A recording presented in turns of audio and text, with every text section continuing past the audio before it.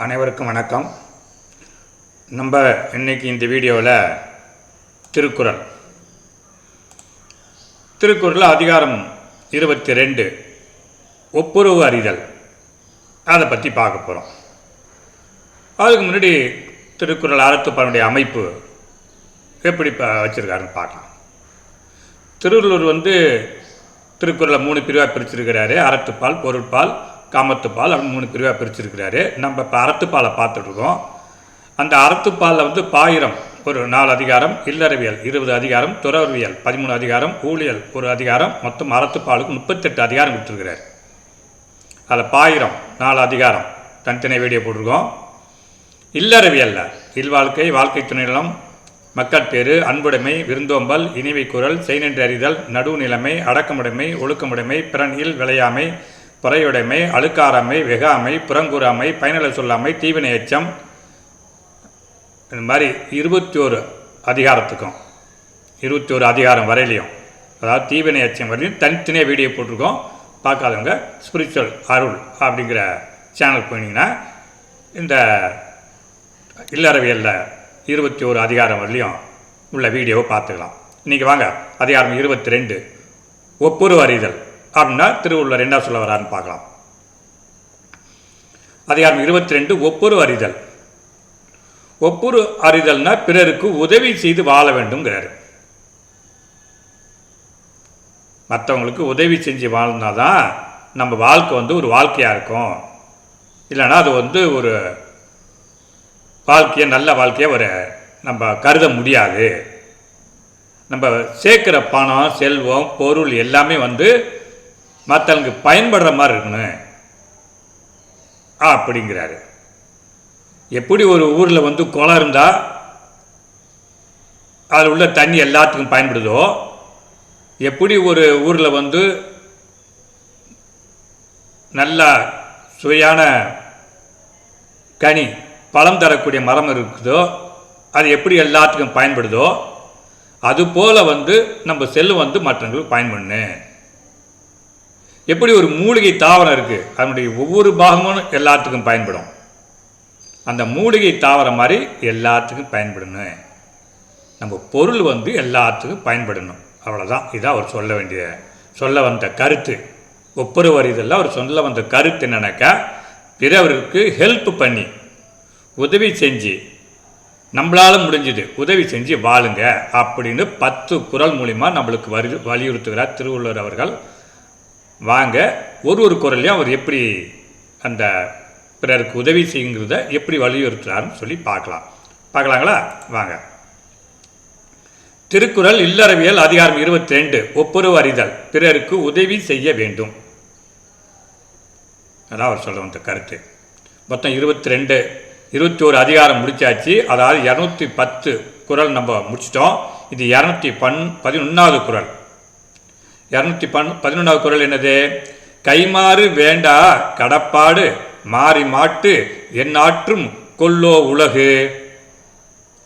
எந்த கைமாறும் எதிர்பார்க்காது கொட்டும் மழை நீர் போல் நன்மக்களும் பயன் கருதாது பிறருக்கு உதவி செய்வர். எப்படி மழை பெய்யுது, அந்த மழை தண்ணிக்கு நம்ம ஏதாவது கைமாறு திருப்பி செய்ய முடியுமா? அந்த மழை தண்ணியை வச்சு தான் விவசாயம் நடக்குது. விவசாயம் நடந்தால் தான் நம்ம சாப்பிட முடியும். தொழிற்சாலை நடக்குது, அந்த தண்ணி இதை வச்சு தான் நம்ம வீட்டு வேலைக்கு அந்த தண்ணி பயன்படுது. அப்போ மழை நீர் இல்லைன்னா இந்த பூமியில் எந்த உயிருமே இருக்காது. ஆனால் அது எந்த எதிர்பார்ப்பும் இல்லாமல் மழை பெஞ்சிக்கிட்டே இருக்குது, நம்ம பயன்படுத்திக்கிட்டே இருக்கோம். இதே போல் நல்ல மக்களும் பிறருக்கு எந்த கைமாறு எதிர்பார்க்காம உதவி செய்யணும் அப்படிங்கிறார். சுருக்கமாக அவர் என்ன சொல்றாருன்னா, மழை நீர் பிறருக்கு உதவுவது போல் நாம் பிறருக்கு உதவ வேண்டும். எப்படி மழை தண்ணி பிறருக்கு உதவுதோ அதே போல் நாமும் பிறருக்கு உதவணும் அப்படின்னு 211வது குறளை பிறருக்கு உதவி செய்யணும், மற்றவங்களுக்கு உதவி செய்யணுங்கிறத வலியுறுத்துகிறார். 212 தாளாற்றி தந்த பொருள் எல்லாம் தக்காருக்கு வேளாண்மை செய்தல் பொருட்டு.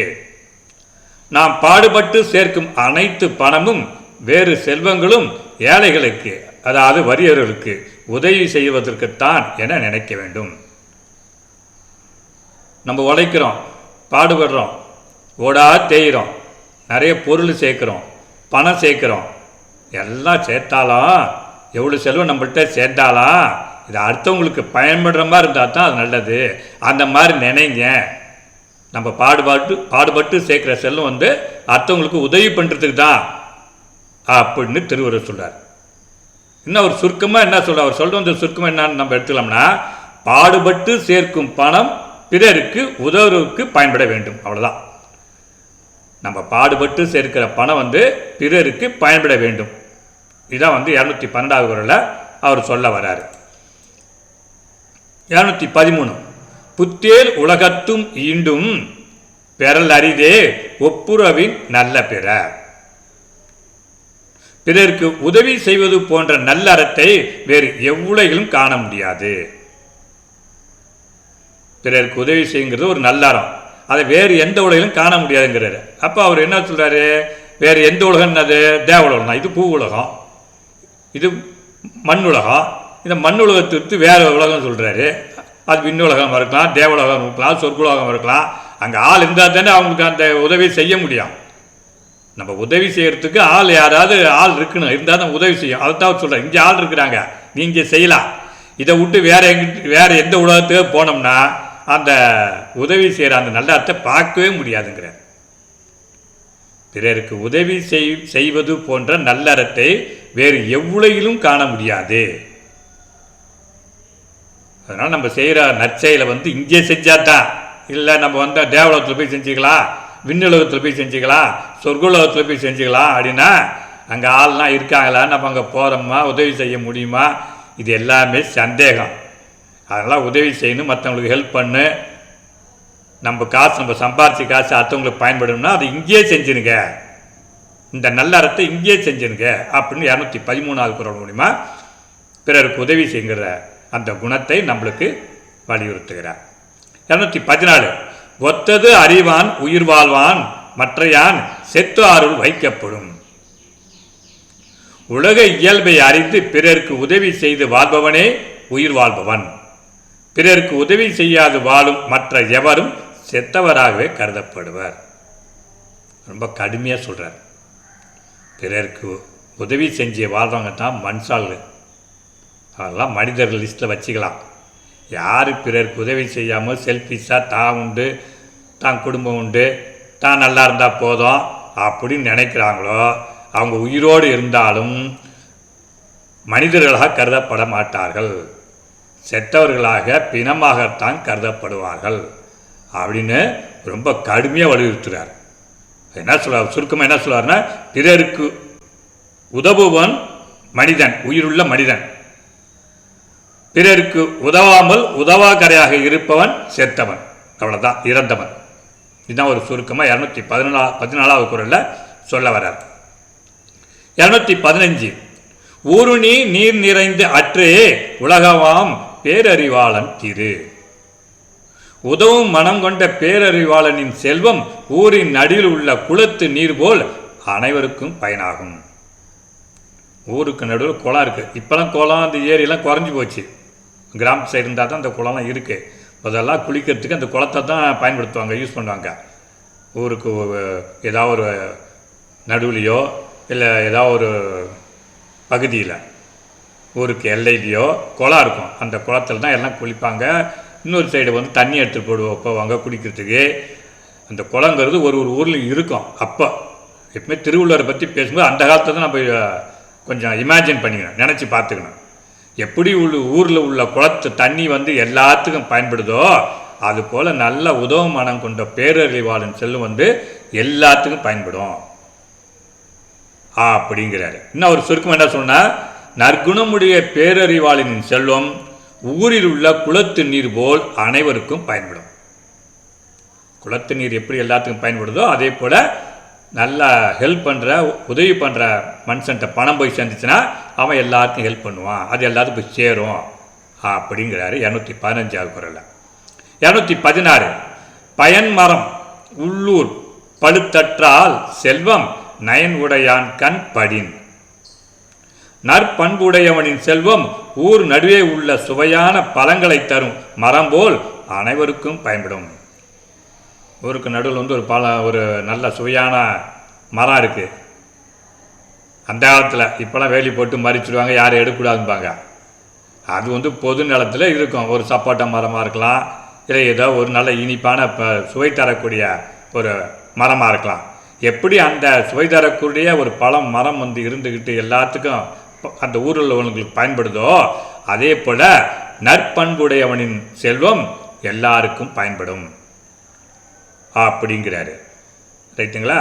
216 குறளையும் எப்படி ஊரில் ஒரு சுவையான கனி தரக்கூடிய மரம் இருந்து எல்லாத்துக்கும் பயன்படுதோ, அதுபோல் நல்ல நற்பண்புடையவனின் செல்வம் வந்து எல்லாருக்கும் பயன்படும் அப்படின்னு 216 குறளில் சொல்கிறார்.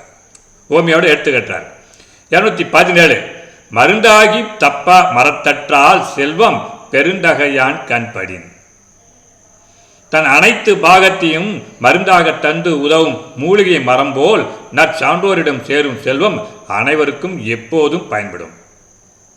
எப்படி ஒரு மூலிகை மரம் வந்து அதனுடைய செடி, அந்த இலை, அந்த காம்பு, அந்த காய், அதில் உள்ள கொட்டை, பழம், எப்படி ஒரு மூலிகை தாவரம் வந்து வேறு, வெட்டி வேறுன்னு சொல்லுவாங்களே அந்த மாதிரி வேறு, எப்படி அந்த மூலிகை மரம் வந்து அந்த செடி வந்து எல்லா பாகமும் பயன்படுதோ, அதே போல் நற்சான்றோரிடம் சேரும் செல்லும் எல்லோருக்கும் பயன்படும். இப்போ நான் கூட சொல்வேன், அவர் சொல்ல வேண்டிய கருத்து ஒன்று தான், பிறருக்கு உதவி செய்யணும் அப்படிங்கிறது தான். இப்போ பாருங்கள், 3 இதை வந்து அதை ஓமையாக காட்டுறாரு, எடுத்துக்காட்டாக சொல்கிறாரு. இதுக்கு முன்னாடி ஒன்று குரலை பார்த்தோம், 215 நினைக்கிறேன். அதில் என்ன சொல்கிறாரு, ஊரில் உள்ள குளத்து தண்ணி மாதிரி நல்லா பண்புடையவன்கிட்ட பணம் சேர்ந்துச்சுன்னா எல்லாத்துக்கும் பயன்படும், ஊரில் உள்ள குளம் மாதிரி அப்படின்னு ஒரு ஓமையை எடுத்து காட்டார். அடுத்து என்ன சொன்னார், ஊரில் உள்ள சுவையான பழம் தரக்கூடிய மரம் மாதிரி நல்ல பண்புள்ளையோடும் உதவி பண்ணுற மனசுக்காரன்ட்ட போய் பணம் சேர்ந்துச்சுன்னா எல்லாருக்கும் பயன்படும்னாரு. இப்போ 217 இதில் என்ன சொல்கிறாரு, எப்படி ஒரு மூலிகை தாவரம் வந்து எல்லாத்துக்கும் பயன்படுதோ, அதே போல் நல்ல சான்றோரிடம் பணம் போய் சேர்ந்துச்சுன்னா எல்லாருக்கும் சொல்ல வேண்டிய கருத்து ஒன்று தான். அதாவது உதவி பண்ணுங்க, நல்லவங்கள்ட்ட பணம் போய் சேர்ந்தால் எல்லாத்துக்கும் பயன்படும். அப்போ நம்ம பணம் வந்து எல்லாத்துக்கும் பயன்படுத்தா, அப்போ நம்ம சான்றோர்கள் நல்லவங்கள்ட்ட வந்து பணம் சேர்ந்துக்குன்னு அர்த்தம், வேறு ஒன்றும் கிடையாது. இது 217 குறளில் சொல்கிறார். மொத்தம் 3 ஓமையை காமிச்சிருக்கிறார். குளத்து நீர் போல் நம்மளுடைய செல்வம் அடுத்தவருக்கு பயன்பட வேண்டும், ஊரில் நடுவில் உள்ள நல்ல சுவை தரக்கூடிய கனி பழம் கொடுக்கக்கூடிய மரம் மாதிரி நம்ம பணம் எல்லாத்துக்கும் பயன்படணும். அதே போல் எப்படி ஒரு மூலிகை தாவரம் எல்லாத்துக்கும் பயன்படுதோ, அதே போல் நம்மளுடைய செல்வம் அனைவருக்கும் பயன்பட வேண்டும் அப்படின்னு 217 குறளில் சொல்கிறார்.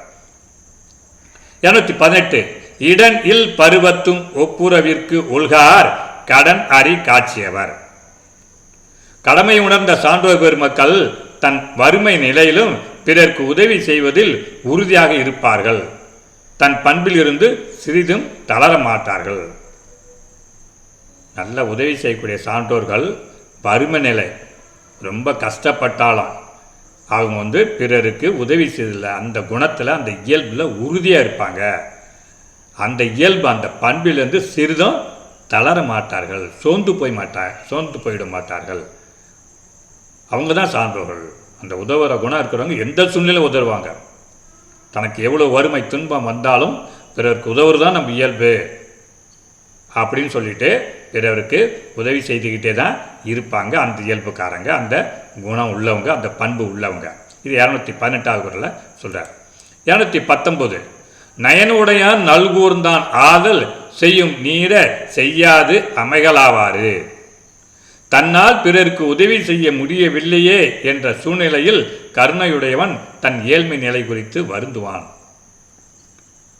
நல்ல கருணை உள்ள வந்து எவ்வளோ இது வந்தாலும் தாங்கிக்குவான், பெருசாக எடுத்துக்க மாட்டான் கஷ்டத்தை. ஆனால் தன்கிட்ட வந்து செல்வம் இல்லாமல் பொருள் இல்லாமல் நம்ம வந்து நம்மள்கிட்ட வந்து கேட்குறவங்களுக்கு உதவி செய்ய முடியலையே, நம்மள்கிட்ட இப்படி வறுமை இருக்கே அப்படின்னு அதை பற்றி தான் ரொம்ப துன்பப்படுவான், வருத்தப்படுவான். இப்படி ஆகி போச்சுன்னு நிலைமை தான் சாப்பிடல தனக்கு வரல அப்படிங்கிறது கூட கவலைப்பட மாட்டான்.